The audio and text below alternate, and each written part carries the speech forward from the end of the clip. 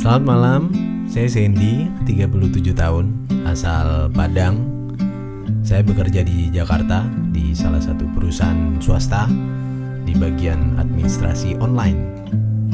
Dan setiap harinya ya seperti biasa ngantor dari pagi sampai malam.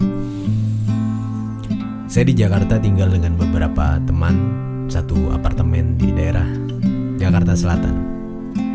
Saya pernah merasakan hal yang mistis selama saya bekerja di lantai 20 di bangunan tinggi daerah Jakarta Selatan. Waktu itu akhir bulan dan itu tentu menjadi hari-hari yang melelahkan. Saya di kantor sampai larut malam membereskan laporan akhir bulan. Dan itu kejadiannya di malam ketiga saya lembur.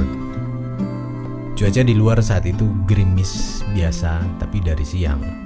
Semakin malam, sebagian rekan kantor juga telah pulang dan suasana semakin sepi. Tinggallah kami bertiga, saya, Yoyo, dan Vika di satu ruangan itu. Tepat pukul 10 malam, saya merasa mata mulai perih, mungkin berhadapan lama dengan komputer. Lalu saya memutuskan untuk ke pantry membuat secangkir kopi. Sebagian cahaya lampu ruangan lainnya itu telah dipadamkan, jadi saya harus melewati jalan yang sedikit redup walaupun ruangan pantry masih terang. Saya berjalan dan masuk ke pantry, mengambil kopi saset lalu memanaskan air. Saya berdiri menghadap kompor menunggu air didihan. Dan dari kaca pantry terlihat sesekali petir dengan cahaya yang terang. Dan saya memutuskan untuk sejenak bersantai dengan membuka sedikit jendela lalu menyalakan rokok.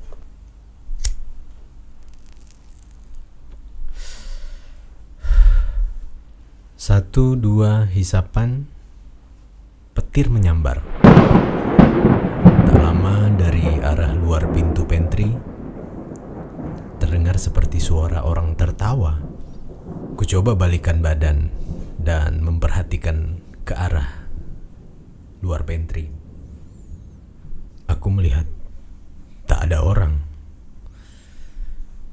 Gelap sekali.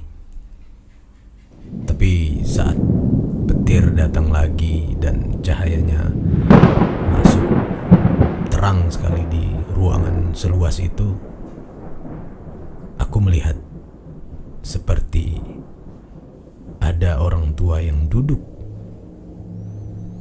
dan ia melihatku dan dengan tersenyum. Merinding rasanya, tapi justru aku dikagetkan dengan suara teko air yang mendidih berbunyi.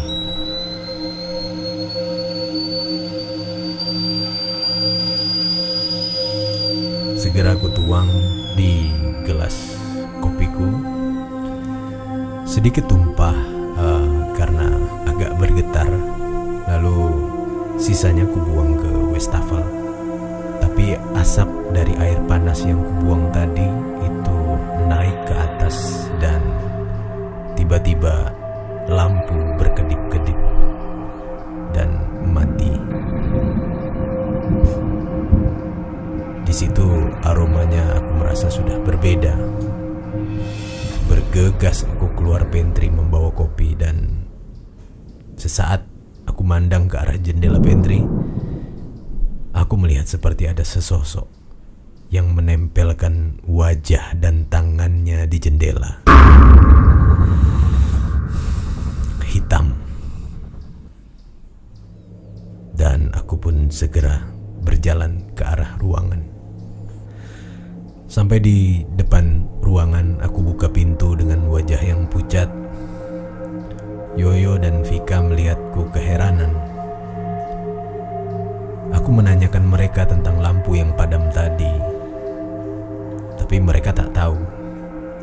Justru mereka menanyakan wajahku yang pucat.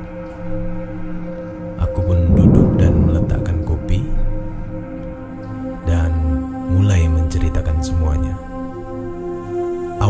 kaget, bahkan tidak percaya. Tapi agar tidak ada kejadian yang aneh-aneh lagi, kami memutuskan bergegas untuk pulang. Dan saat kami berkemas meja, tiba-tiba ada yang mengetuk pintu dan memanggil,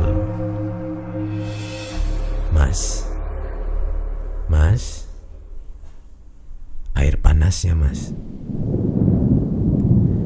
Suaranya seperti orang tua.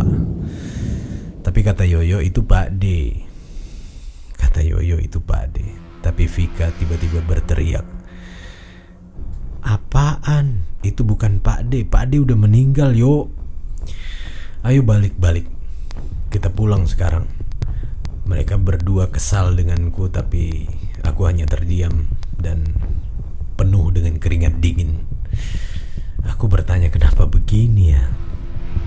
Kami keluar ruangan dan berjalan cukup cepat menuju lift. Tapi